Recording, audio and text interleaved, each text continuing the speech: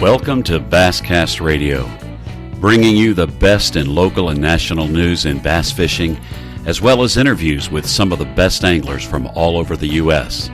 With your host, Brian Carter and Hank the Bass Geek. Sponsored by Wild Wear America, Z-Bait Company, Missile Baits, Battleborn Batteries, Conrad Brothers Marine, Taylorman's Custom Lures, Vertical Lures, and Lynchburg Arms and Indoor Shooting Range.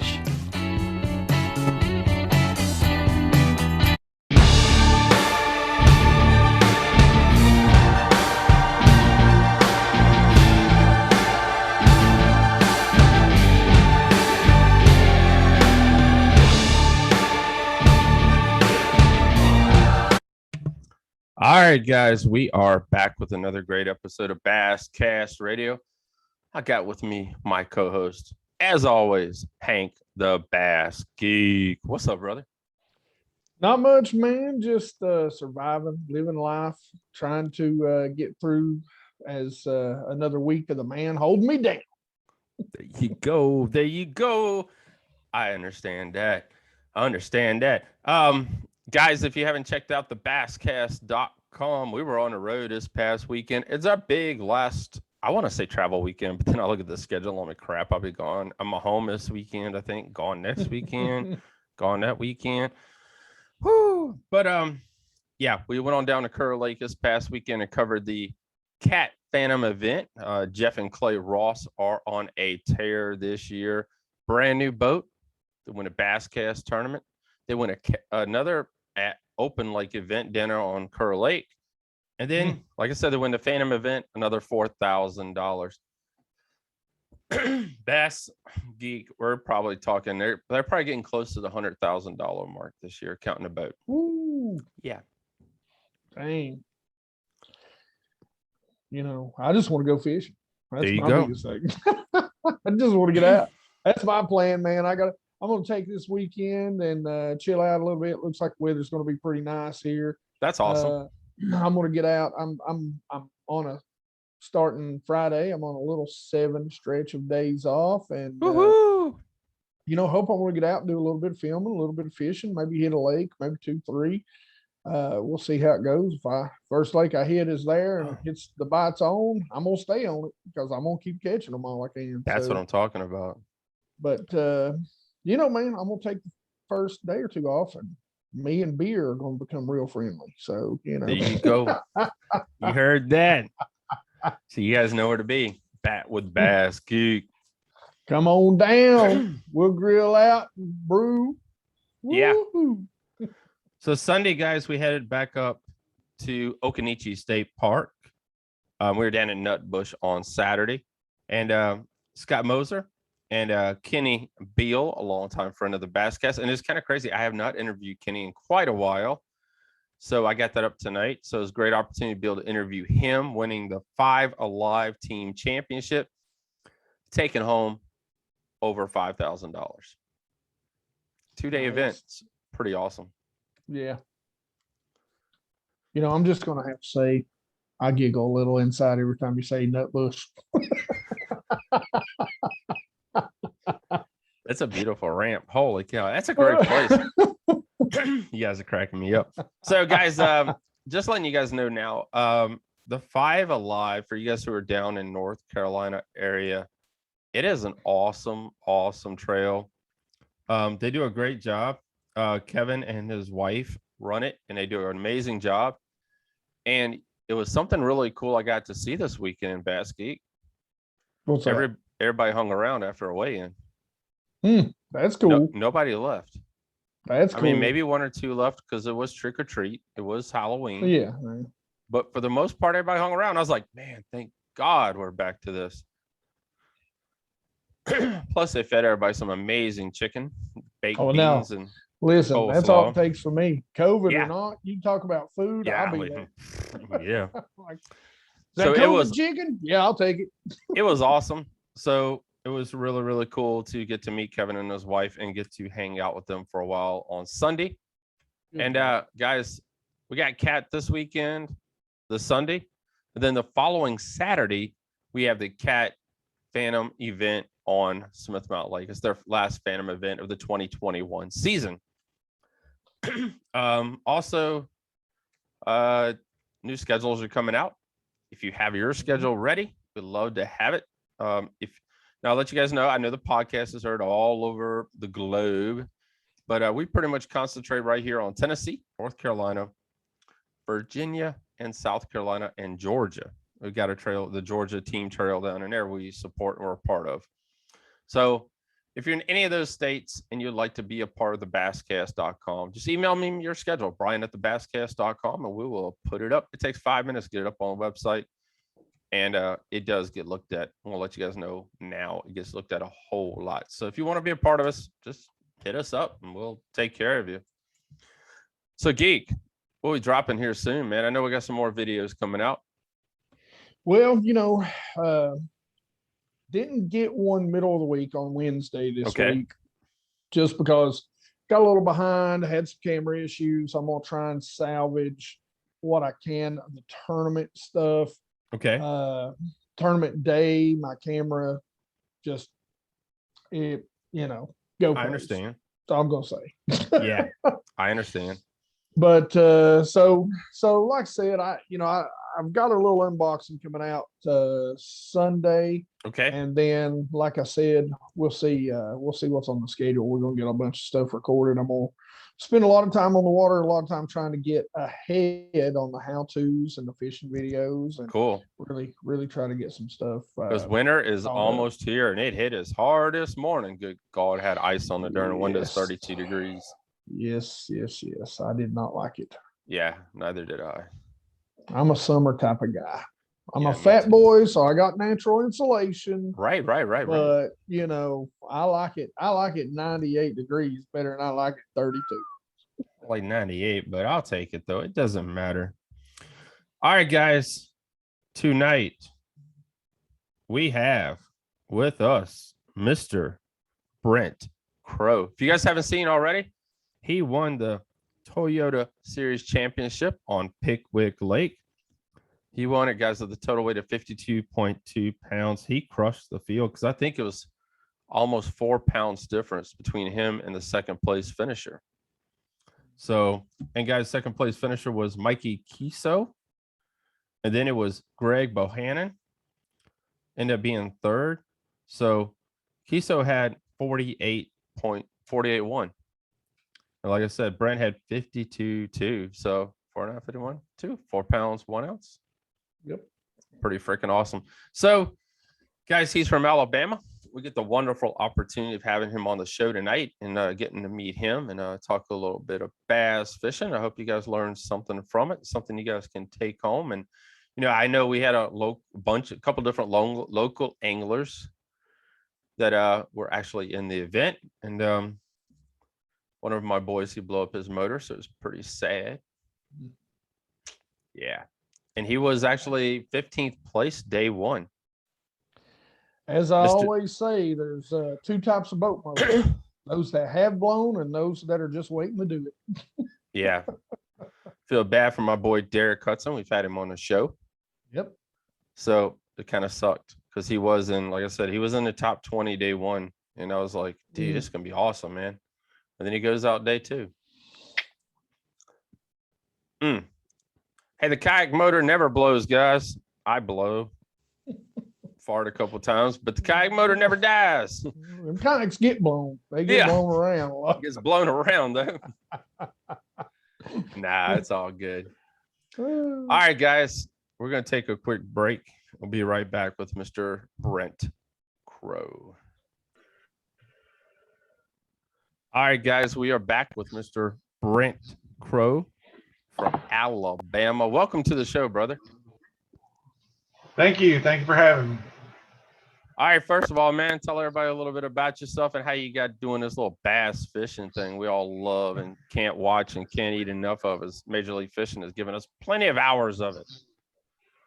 Well, I basically fished my whole life. I think I started fishing tournaments sometime after college. And then, it took me a while before I ever really fished anything other than just local stuff. I fished the BFL, I think 2003 was the first year. And I actually fished the FLW Tour for 3 years, 2006, 7, and 8, and with limited success. And then I've been a full-time guide now for about 10 years on Pickwick, Gunnersville, Smith Lake. And I still, when I get an opportunity, I like to fish tournaments, and it really depends on the schedules, what I fish. I'm not like hell bent on making the Elite Series or fishing the MLF or anything like that. Right. But if I made it, I would. If I don't, it's no big deal. But I just like, I like the competition and the opportunities. That's pretty awesome. Go ahead, Geek. So, you qualified for the championship through the Northern Division this year. Being an Alabama boy, what happened there? What did you look at that schedule and say, you know what? Screw it. I'm going for Smallings this year. Well, there's the main reason was that the Southeastern Toyota Series had a conflict. I'd already signed up for the Bassmaster Open, and so there was a conflict there, and I really didn't like the Southeastern schedule, honestly. And I mean, when the championship was announced at Pickwick in the fall, I'm like, I have to fish this tournament. I've got something that, I can win the tournament. I have to get in. And so I looked at all the divisions in the North. I've been to St. Clair and Erie and Champlain. I love fishing up there. I think the thing I do best is fish my electronics. And so, I'm really comfortable fishing for smallmouth too, being on Pickwick. And it worked out perfectly because the tournaments were in July, August, and September, and which is a slow time here in the South, obviously. And so it just, I'm like, I got to go. I got to give it a shot because I have to make this tournament somehow. And it worked out perfectly. And it was my first time at Thousand Islands. And I mean, that place is just unbelievable. That's my favorite place I've ever been. And I'm going back next year for sure. That's awesome. I've heard a lot of people say Thousand Islands. What's funny about it is you still hear everybody's going to Michigan or, Champlain or whatever, but everybody that I know that's been to Thousand Islands is like, listen, just go there. Go there. And you don't hear a lot of people still to this day. You don't hear a lot of people really saying, talking about it unless they've been there. Right. And I love Erie and St. Clair and had some success up there. And it's a phenomenal place. And one of my good friends, Jesse Wiggins, he had fished at Thousand Islands a couple times, and he kept telling me, like, Thousand Islands is better. And I'm like, are you sure? How could it be better than St. Clair? And he's like, trust me, it's better. And so when I got up there this year, I was like, I called him and told him, like, you're right. It's literally small. Yeah. That is awesome. Doubt. Well, guys, he won back on Pickwick, took home $235,000. I mean, I know it's your biggest win ever, money-wise. But looking back before this tournament, what do you think would you consider one of your, something like a goal that you reached, or something, that, a big win prior to this? Well, I've won a BFL and local stuff and whatever. I finished second in the Bassmaster Open. I missed going to the Classic by one spot, and Jesse's the one who beat me in the Classic in that one. So, I made the All-American a long time ago. I actually led after the first day. I've been to the Federation National Championship, but, this is obviously the biggest win I've had. And it's been a while since I won anything that was halfway decent, and I definitely picked the right one to win. There's only as far as payout goes, this is only the second year the Toyota's paid $200,000 first place, and then the only other tournaments that pay more are the Classic and Red Crest, which used to be the FLW Cup, and there's 50 people in the world that have won this much in a bass tournament. So it's a pretty elite company, and I'm probably the worst fisherman among all of them, but I'll take it. Modesty. Listen to that modesty. Listen, I'll tell you what I told one of my buddies that just won $30,000 on the little weekend team series. I said, you won 2 of these. I said, I ain't putting up with that modest act no more. Yeah, no joke. $235,000 would go a long way, man. Yes, sir. Pay some Oh, bills. there's no doubt. I mean, with I got $10,000 bonus for being the highest finishing northern participant, and then the total ended up being 247.5. Oh, good So God. it's almost $250,000. I mean, I never dreamed that I could make that in one tournament, and much. I hadn't made that probably in my career fishing. So it was. Thing. I mean, You better it's kept all unbelievable. the receipts. Exactly. You think of back, when I started the whole Basscast thing, the Forestwood Cup was paying, when they paying like $500,000. I think I know Scott Suggs won $1 million, and then it may have been. Then it dropped it to may like have been, half. Yeah. But I think the $1 million was when Walmart had a big. Right. That's actually the year that I fished the tour, I fished for 2 years, and then after that, Walmart kind of scaled back a little bit, and so they cut the payback. And it was 2008, and the payback from 2008 was completely different than 2007. And I wound up in I had 3 tournaments that I didn't get a check that I would have gotten one the 2 previous years before they scaled it back, and it kind of, I was paying all the entry fees myself, and I'm like, well, I tried, and it's time to do something else, but that was from, I'd say, 2003 or 2 to 2007 was the years of the really big money in FLW. Mm-hmm. Yeah, it was, because I think, if I remember correctly, it's like Walmart was like going to their distributors to be like, hey, you need to sponsor a boat. I mean, Walmart put pressure on a lot of these sponsors. I mean, you had like Nabisco, and I mean, there was a bunch of different ones that I remember, because that's about the time I got started in the whole bass fishing world and all that crazy mess. But yeah, Walmart had a big influence in it. And then, the Walmart UC is like, gosh, guys, Walmart pretty much bought FLW for a while. Yeah. Yeah, I think at one time they had 84 team boats. Good God. Wow. And if you didn't have one, it felt like you were at a big disadvantage, because all those guys, they had their entry fee. Their entry fees were paid. If they got a $10,000 check, they put it in their pocket. And if I did, I may have cleared 4,000 or 5,000. Yeah. Hey, let's go back to that really quick, because the Basscast.com is a weekend angler's website. That's why I created it, was to give to highlight the weekend angler. I mean, we go take photos, we interview winners, we write reports, fishing reports, a whole 9 yards for about 3 or 4 different states. But that was the whole concept of that. Talk to us about that. What made you say, all right, let's go for it? When did you feel that the time was right for you to go, fish FLW? It's a lot of guys here, like, I'm too old, or I've waited too long, or I don't really think that I wouldn't be concerned about age. I mean, when I did it, it was at a time that I'd had a little success. I made the All-American, and I think I wound up 3rd or 4th. And, right. And I just made the nation or the Federation Championship, and so it was just like, hey, and I was able to do it financially as well, and it's, might as well give it a shot.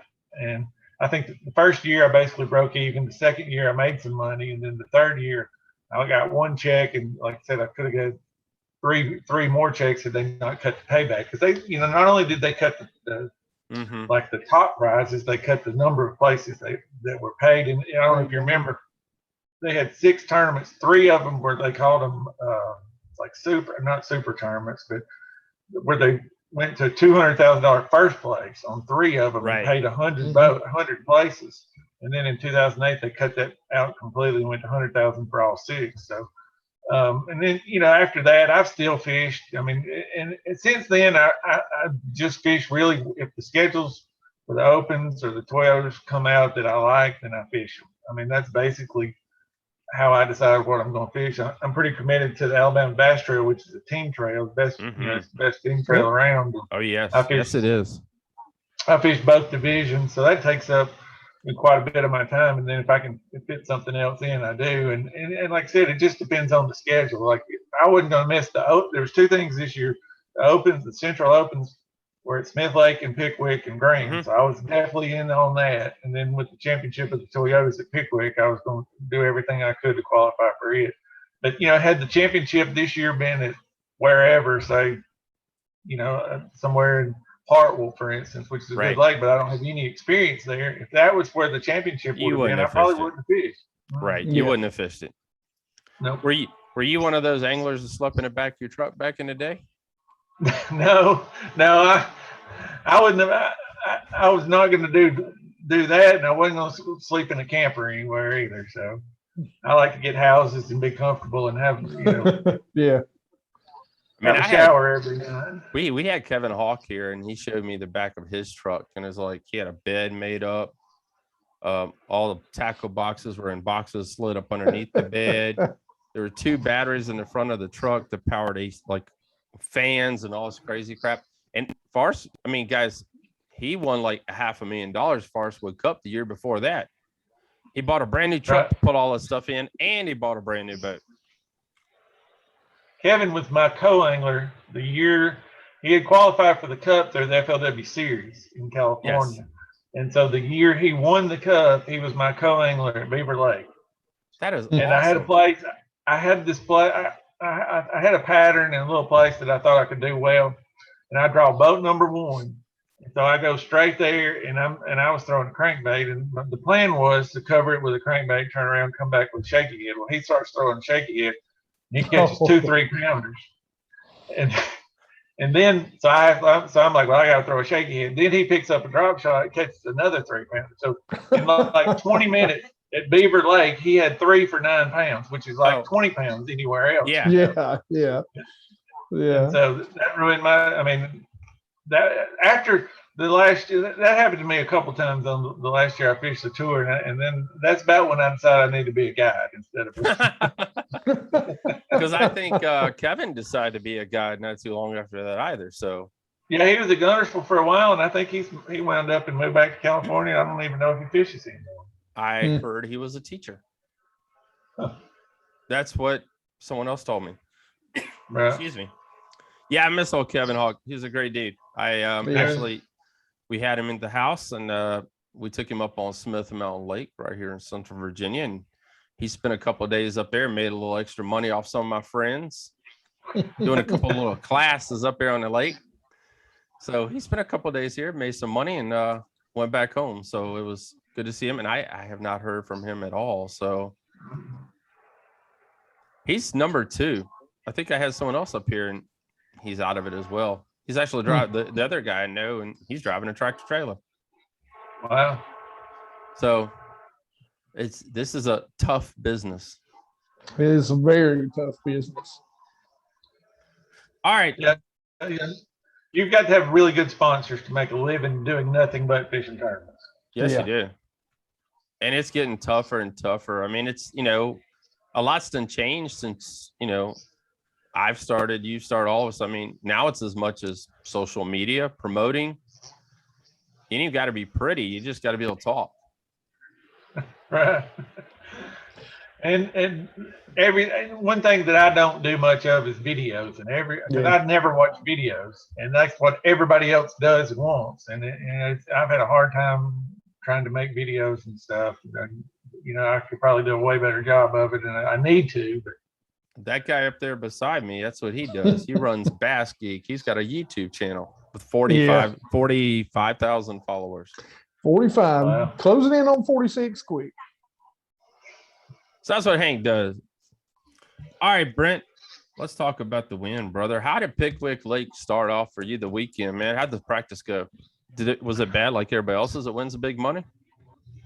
Well, I didn't really practice because I probably fished Pickwick Lake in the fall of the last 3 years more than anybody there, than anybody. Not just in the tournament, for sure in the tournament, but anybody, period. I got basically every day that I'm not fishing a tournament at Pickwick. So, that was the reason I wanted to get in the tournament. I figured out a little deal a few years ago. Then I knew that I could catch them really good and win tournaments. And it just never had the opportunity before. So practice started on Saturday, which is the day I was driving back from the Open at Grand. So Okay. I didn't practice Saturday, and the plan was to not practice at all. And the only reason I had to change that because the looking at the generation schedule, there was more current than I was hoping for.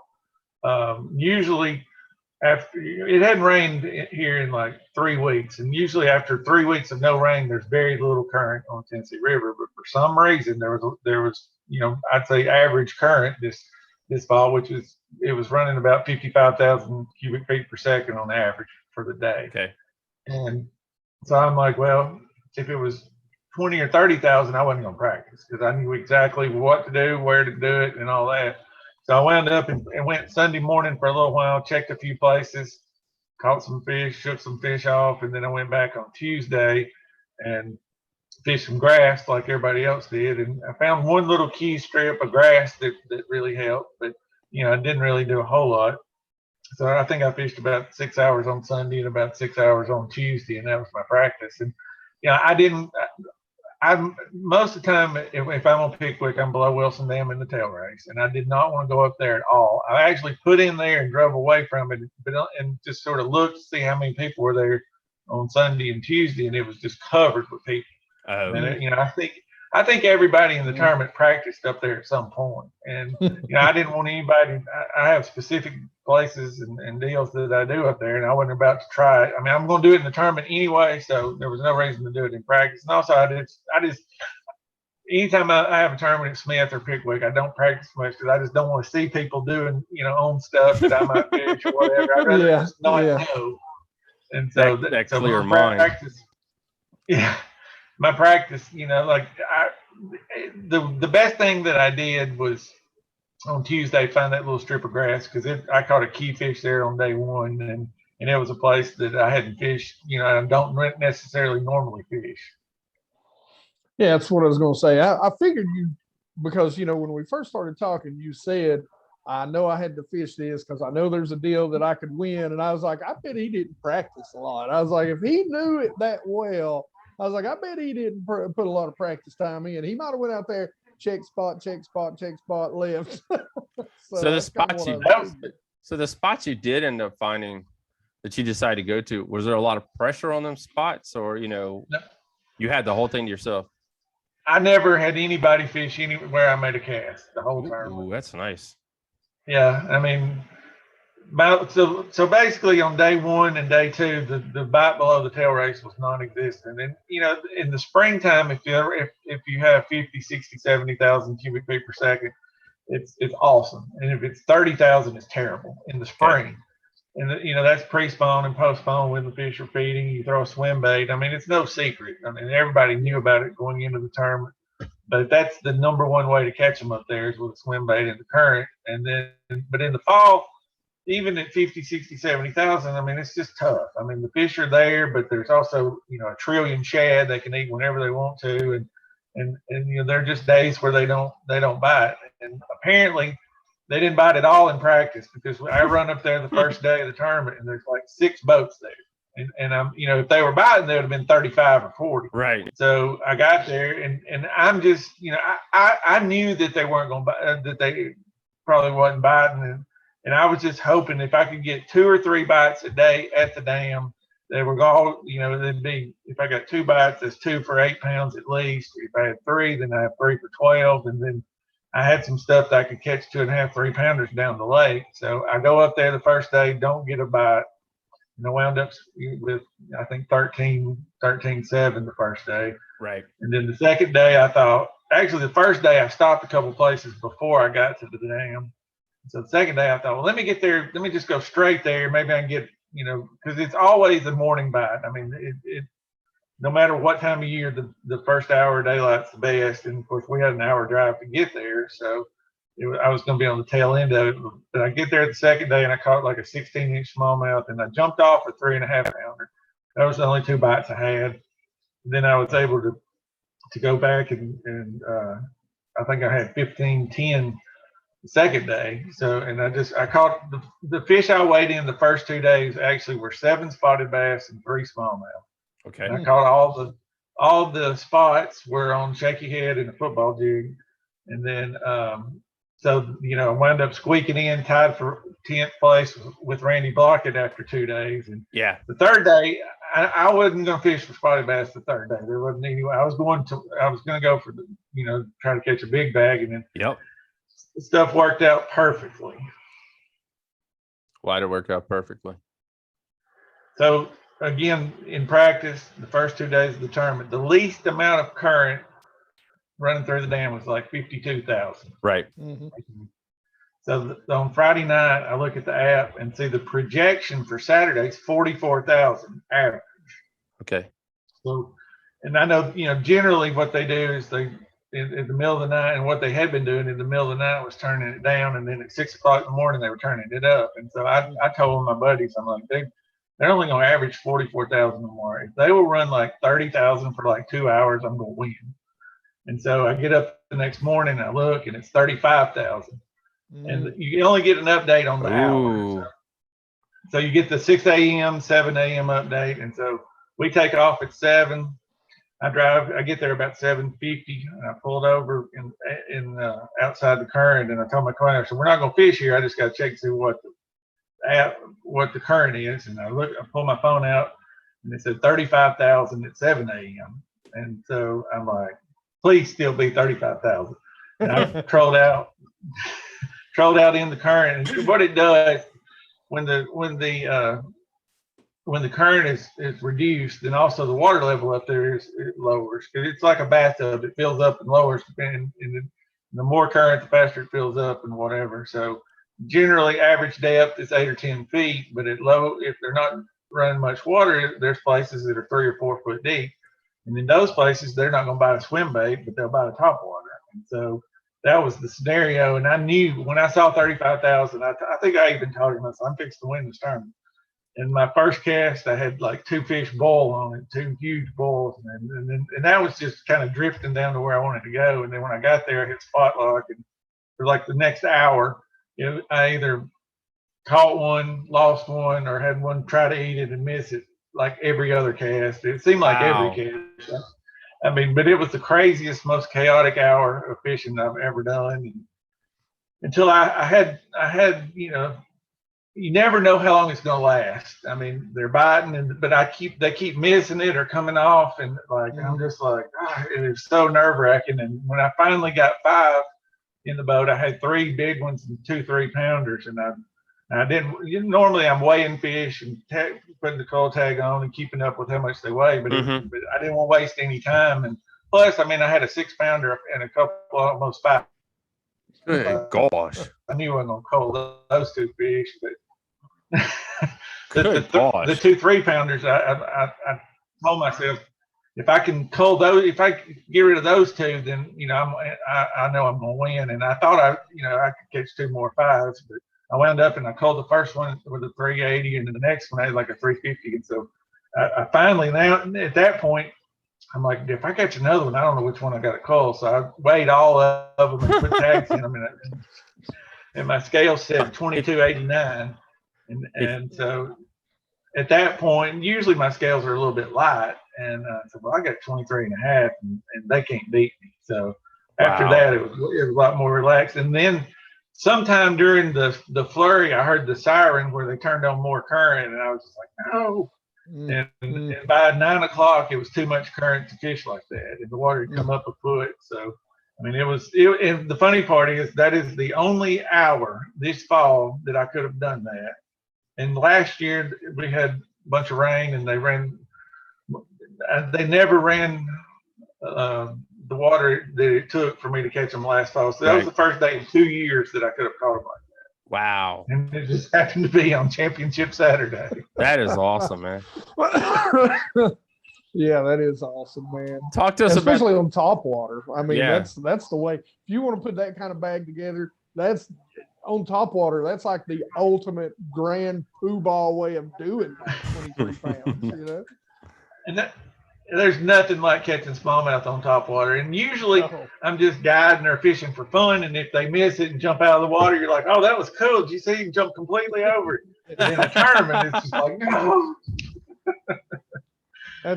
I'll tell you all that water, it comes from up here. I'm in Tennessee up here, so that's we've had plenty of rain over the past few weeks, so I'm sick of seeing it. You really. know, and that was on Saturday. Then Sunday morning we did the day 5, and they were running 62,000 that morning. And then Monday morning it was too much, and then Tuesday morning, yesterday I was there guiding, and it was too much. So that's still the only day this year that I could have done that.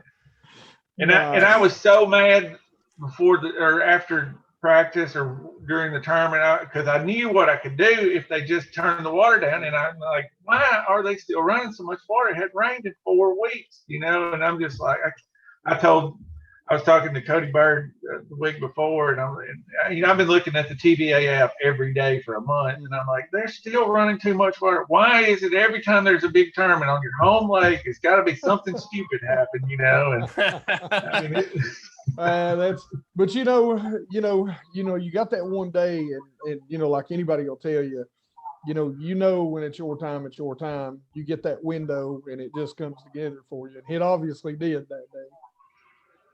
Yeah, I mean, the only thing I could do is just not screw it up. I mean, I mean, if they would have done the same thing all 3 days, I would have caught over 20 pounds every day, and it would have just been a complete blowout.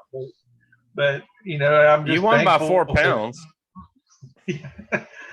I went back yesterday, and they, in the afternoon, they turned it down a little bit, and I wound up, I couldn't catch them on the same spot, but I had another place, and like, my client and I yesterday had like 26 pounds. So, wow. I mean, the fish are up there. They just don't always bite. But if I can ever get that right scenario, I mean, that's what you can catch. I mean, they're giants up there. They live there, I guess, year round for the most part. And, I knew how they were biting down the lake. And I mean, you look at the field, there's 200 boats, and there was 2 19-pound bags in the tournament in 2 days. And I mean, so once I caught what I caught, I was pretty confident that I was going to win. I mean, and plus there wasn't any way. Once they quit biting up there, I tried to catch them with swim bait for another probably 45 minutes and never had another bite. And so after that, it was like, we're going back. And I actually stopped several times to try to help my co-angler, but I never got over 38 miles an hour on the way home. Wow. All right, let's talk about those key baits, man, and made this victory come true for us. I know you got them. You can show them to us, and we'd love to see them. All right. Well, the first 2 days I survived. Basically, what I was fishing was places that I do a lot of live bait fishing. It's not really deep places. They were probably 10 foot deep, but it's basically just current breaks, and I caught them. Just the standard shaky head. I just used like just old school round ball head, no spring. Yep. I don't know if you can see that good. And, yeah, I see and it. then the Berkeley Maxent Magnum hitworm. That is, since I've been fishing this Magnum hitworm, it's like the only worm I have in the boat anymore. I mean, it works everywhere. I fish it on shaky head. I fish it wacky, and I really believe in that one. And then also I caught a few fish on a football jig, and it's just a custom. My tournament partner built them, just brown basically. I used the Maxent trailer, Chigger Craw as a trailer. And that was day 1 and day 2, and then also on day 2 I caught one. I had about 13, 14 pounds, and I knew I needed one big fish, and so I ran up to a place and I knew that this was the bait that I could catch a big smallmouth on. And I caught a 4-pounder on day 2, and that's an old Bomber Long A. Yeah. And then on the 3rd day, every fish came on this bait. So oh wow, this is one that. Go ahead. This is a bag. It's an East Tennessee special right here. I can't tell you how many videos I've done on that. I've done them every fall. I'm like, look here, boys. I'm telling you. I'm like, listen, I love my long A. And people are like, that is long A. I'm like, look, it's a horrible jerk bait, but it's a great weight bait. I'm telling you. That's what I tell my clients. When most of my clients have never seen it unless they've been with me, and I'm like, They're like, is that a jerkbait? I'm like, well, it was initially a jerkbait, but it's the worst jerkbait in the world. If you're going to throw a jerkbait, you don't throw this one. Don't throw but that. it's the best wake bait. I mean, people try to copy it or to make them better, and there's still no wake bait that does as good as this one does. And I probably got about 40 of the old screw tails. Yeah. And this one, I don't know. This one I think started out as an orange or gold. There's still a little bit of paint under the bill. All the chrome is. I don't scrape the chrome off. The fish, fishing it, and the fish scraped all the chrome off. What I normally do is just take acetone and wipe off whatever crazy colors on it, and then you have a solid chrome. Then after you fish a while, it turns into bone. But I think I'm going to wind up in. This one's probably caught its last fish. I may wind up in frame it after last week.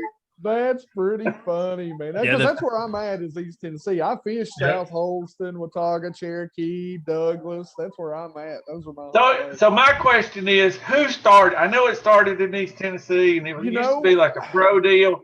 I mean, it had to be somebody that said, wonder what happens if you throw it out there and reel it real slow. I mean, it was. I actually know the story. I got friends of friends who are older and know this. I can't remember the guy's name right now. I cannot remember the guy's name, but it actually started on South Holston.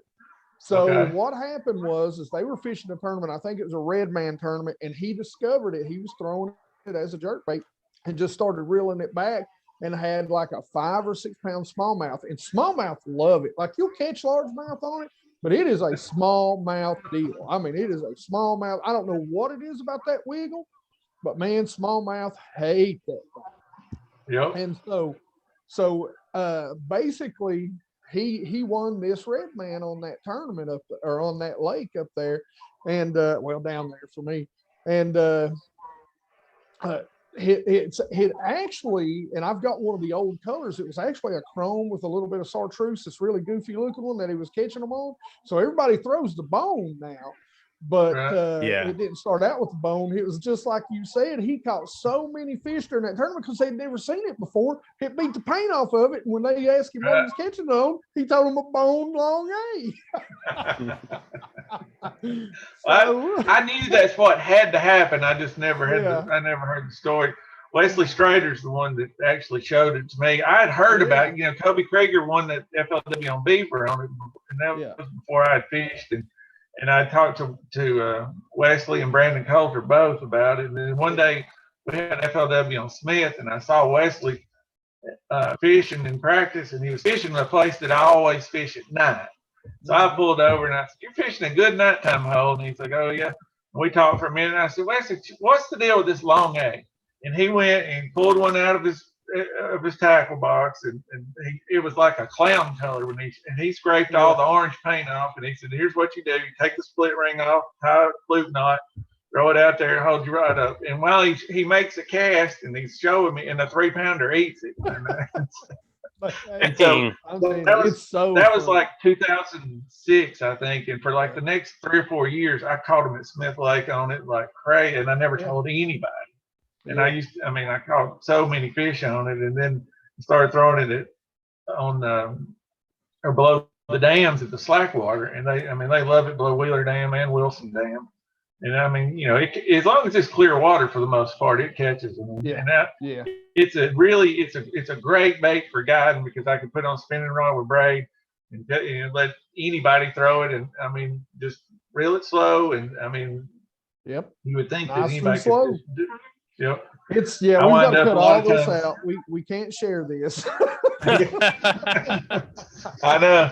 And every time I used, in the last few years, every time I see an article or a video on a wake bait, I'm like, stop doing that. But it's crazy. But nobody really throws it much, and I mean, it doesn't work all the time. Thank goodness. Yeah. I mean, there are times when they'll eat a spook, but they won't eat that. But I mean. It's caught me. That's my favorite bait to throw of all time, and that's awesome for this tournament.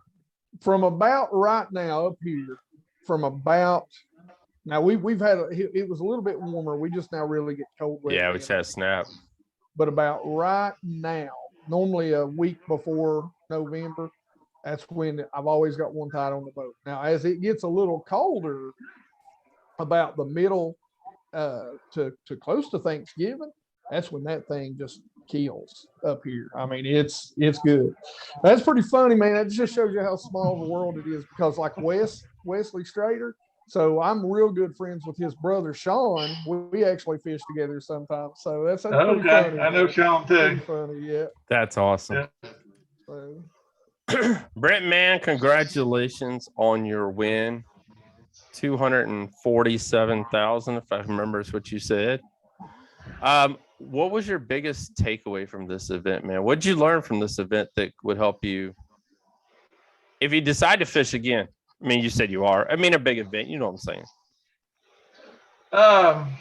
Just that never give up. That, I mean, I'll go into the last day in 10th place, 3 pounds, 14 ounces behind. And, I mean, I knew where the fish were. I needed some help from TVA for, to be able to catch them. But, like even on day 2, when, you have to trust your gut too. I made a decision. I left fish that were biting actually because I knew that I needed a big fish. And I thought about some places, and I thought, let's go there.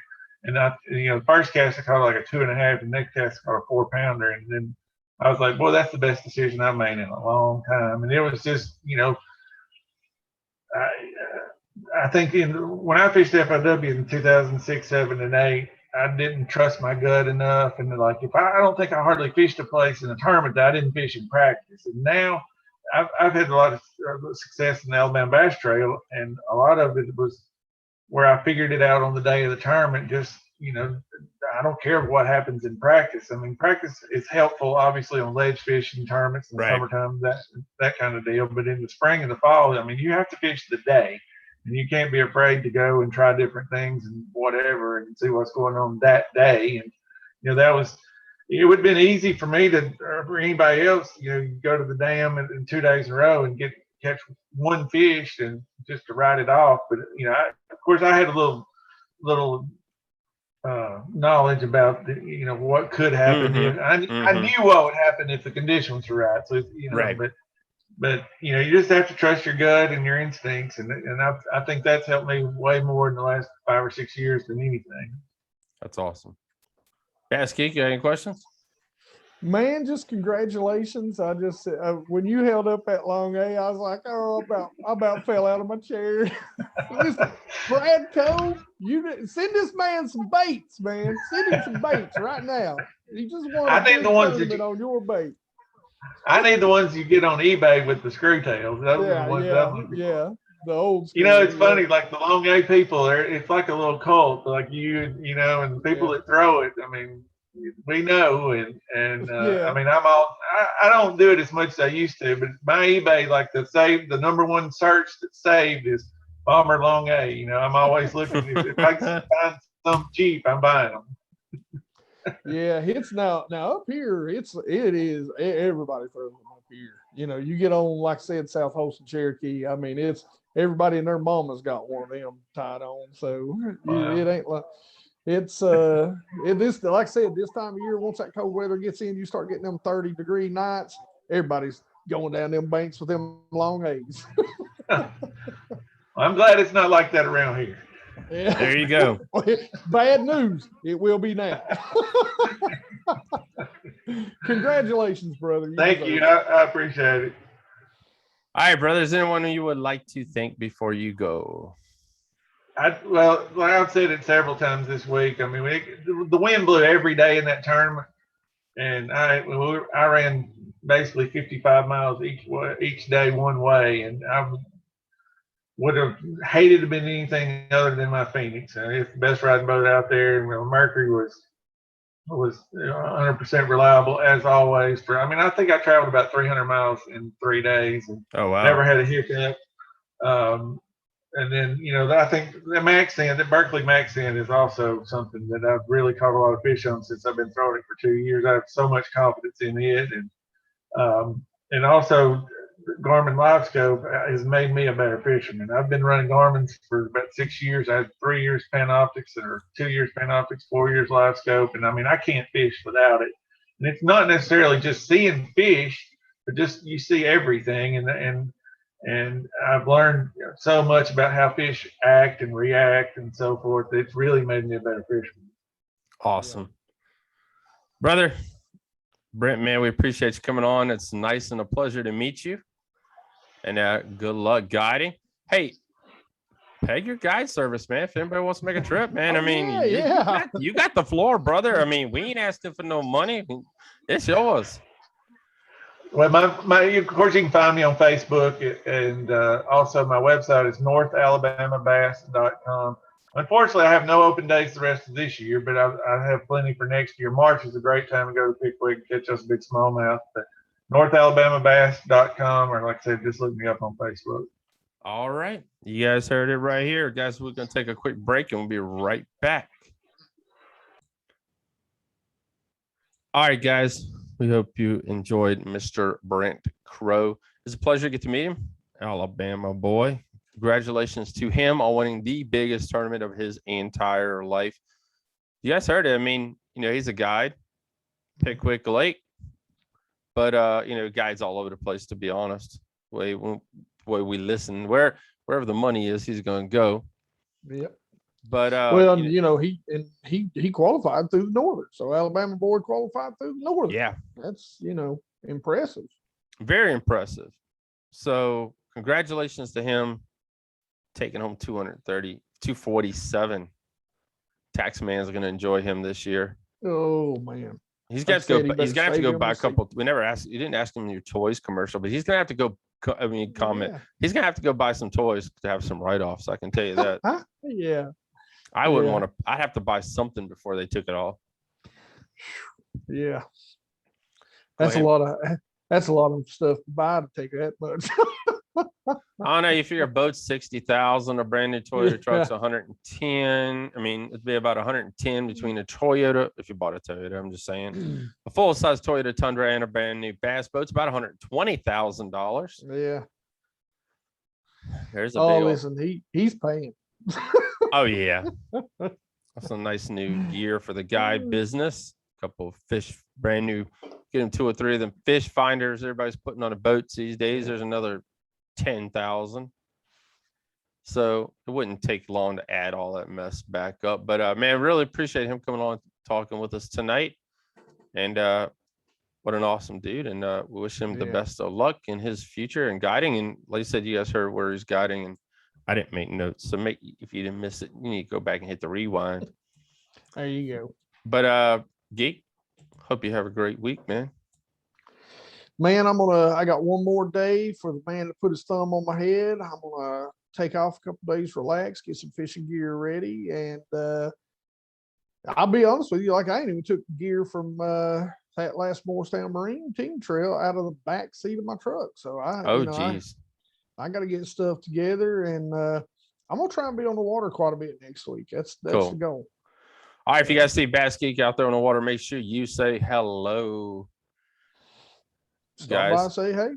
Like I said, this weekend we got some big. Well, it'd be 2 weeks going to run this one, so we will have the Basscast series will be back on Smith Mountain Lake. So come on out and hang out with us, and thank you guys for listening. Make sure you check us out on Rumble again, as always. Follow us on all the podcast networks, and have a great week, everyone.